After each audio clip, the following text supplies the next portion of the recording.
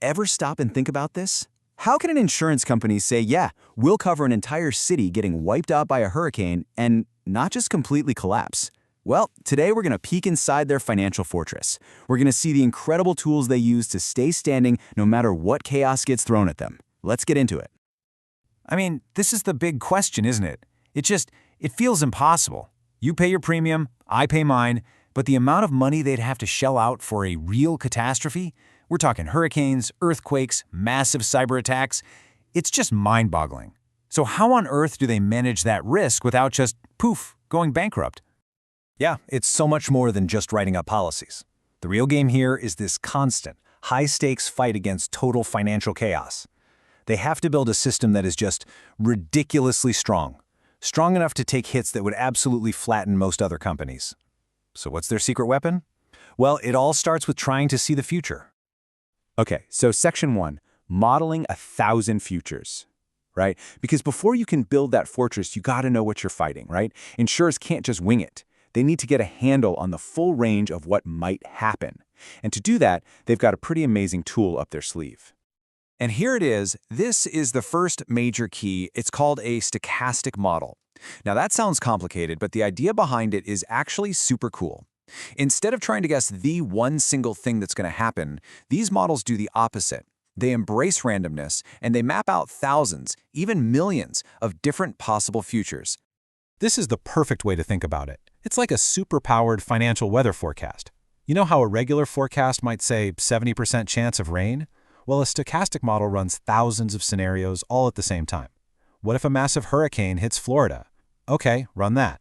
What if we have a super quiet year? Run that too. What if interest rates go through the roof? It basically plays out all these different versions of the future to map out every possible financial storm on the horizon. And this comparison just nails it. The old school way, the deterministic model, it's all about asking what will happen, and it spits out one single answer, which, let's be honest, is probably going to be wrong. But the stochastic model, it asks a much smarter question. What could happen? And instead of one answer, you get this rich map of all the possibilities. And when you're trying to manage risk, that is everything. So with this map in hand, how do they build their financial shield? All right, Section 2, the solvency safety buffer. So you've used those fancy models to map out all the things that could go wrong. What's next? Well, you have to get ready for the really bad ones. And this isn't just a good idea, it's the law. Regulators basically force insurers to build a giant financial cushion. And that cushion has a name, the Solvency Capital Requirement, or SCR for short. The easiest way to picture it is a literal mountain of cash that the insurance company has to keep locked in a vault. They can't touch it. It's only there for one reason, to survive a really, really awful year. It is their absolute last line of defense. So, just how big are we talking? 99.5%. That's the number. That's the level of confidence regulators demand. It sounds high, right? But what does it actually mean in plain English? Well, it means this. That pile of cash has to be big enough to survive an event so bad, it's only expected to happen once every 200 years. Think about that. A 1 in 200-year disaster. That's a massive, massive financial burden to carry. But of course, they have some clever tricks to make it more manageable. See, they don't just let that capital sit there and weigh them down. They're constantly managing their risks. The biggest tool they have is something called reinsurance, which is a great name because it's literally insurance for the insurance company. They can pass off some of their risk to another company.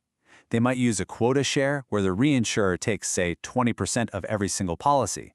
Or they can use excess of loss, which is like a safety net for huge claims. It says, hey, we'll cover the first 100 million, you cover anything above that. By doing this, they can actually lower that giant mountain of cash they're required to hold. Okay, on to our final tool, surviving financial doomsday. I love the sound of that. So let's recap.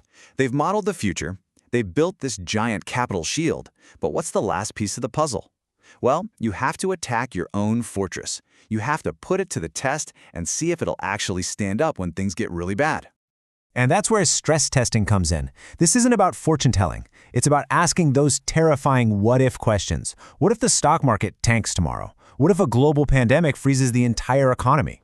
They intentionally create these nightmare scenarios on their computers to find all the weak points in their fortress before a real crisis does it for them. This analogy is perfect. It's a fire drill. You don't run a fire drill because you're expecting a fire this afternoon. You run it so that if the worst happens, you're not panicking. You're prepared. Stress testing is the exact same idea, but for a financial inferno. And it's a really structured process. Step 1, you dream up a nightmare. Something extreme, but, plausible. Step 2, you run the numbers. You calculate exactly how much damage that nightmare would do to your business. Step 3, you analyze the results to find the cracks in your armor. And finally, step 4, you reinforce those defenses. Maybe you add more capital or change your investments. It's this constant loop of being productively paranoid. Okay, final section. Why this fortress matters. We've talked about all these complex things. Stochastic models, solvency capital, stress tests. It can sound a little abstract, so why should you care? Because this financial fortress, it protects a lot more than just one company.